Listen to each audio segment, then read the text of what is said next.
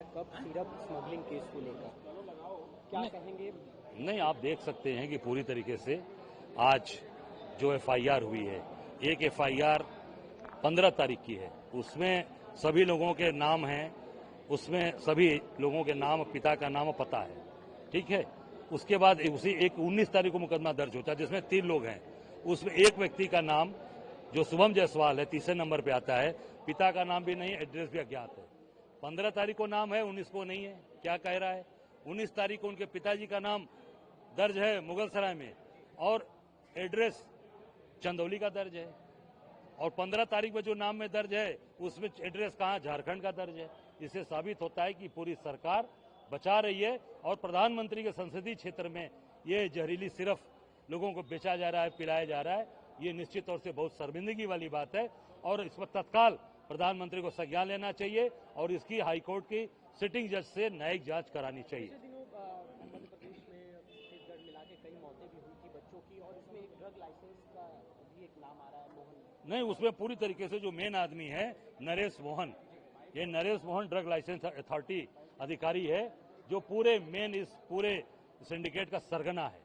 इसकी संपत्ति की जांच होनी चाहिए, तत्काल बर्खास्त किया जाए और न्यायिक जांच की हम हाईकोर्ट की सिटिंग जज से न्यायिक जांच की मांग करते हैं। शुभम जायसवाल का जुड़ाव भाजपा के नेता, पुलिस प्रशासन सबसे है। अब ये साबित हो गया, न उनके घर पे बुलडोजर चला, न कोई कार्रवाई हुई, न गिरफ्तारी हुई। आखिर में योगी जी कहते हैं ना कि हम जमीन से पाताल से खोज के निकाल के लाएंगे, वो मशीन कहाँ गई इनकी? जो जमीन खोदने वाली मशीन है वो बंद हो गई क्या? उसका कटर टूट गया क्या? खत्म हो गई, जीरो टॉलरेंस। ये पूरी तरीके से भाजपा के नेताओं के, भाजपा सरकार के, और मैं सीधा कहूंगा कि देश के प्रधानमंत्री के क्षेत्र में हो रहा है, तो निश्चित तौर से ये बहुत ही शर्मिंदगी की बात है और भाजपा के संरक्षण में सारा काम, सारे 2 नंबर के काम हो रहे हैं। प्रशासन की बात कर ले, प्रशासन को भी क्या पैसे पहुंच रहे हैं? पूरी तरीके से प्रशासन के पास पहुंच रहे, तभी तो कोई कार्रवाई नहीं हो रही।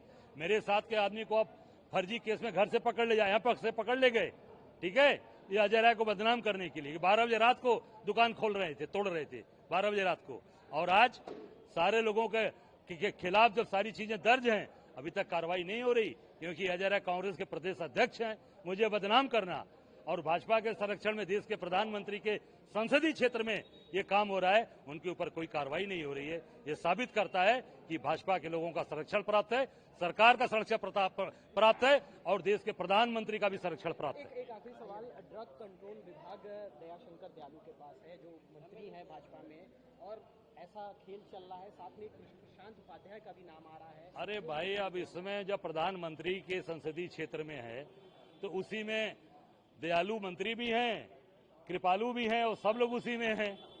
तो मैं तो नहीं कहना चाहूंगा, जितने दयालु और कृपालु लोग हैं सब उसमें शामिल हैं। ये निश्चित तौर से पूरा भाजपा का संरक्षण प्राप्त है और प्रधानमंत्री जी का विशेष संरक्षण प्राप्त है। ये खेल खुलेगा कि नहीं खुल पाएगा? अब भाई खुलेगा, बिल्कुल हम लोग सड़क उतरेंगे, बिल्कुल डट कर लड़ेंगे, डट कर लड़ेंगे और इनको मजबूर करेंगे कि जो संरक्षण प्राप्त है जमीन में से खोद के निकालें, पाताल में से। केवल और केवल भाजपा के लोग जमीन कब्जा कर रहे हैं।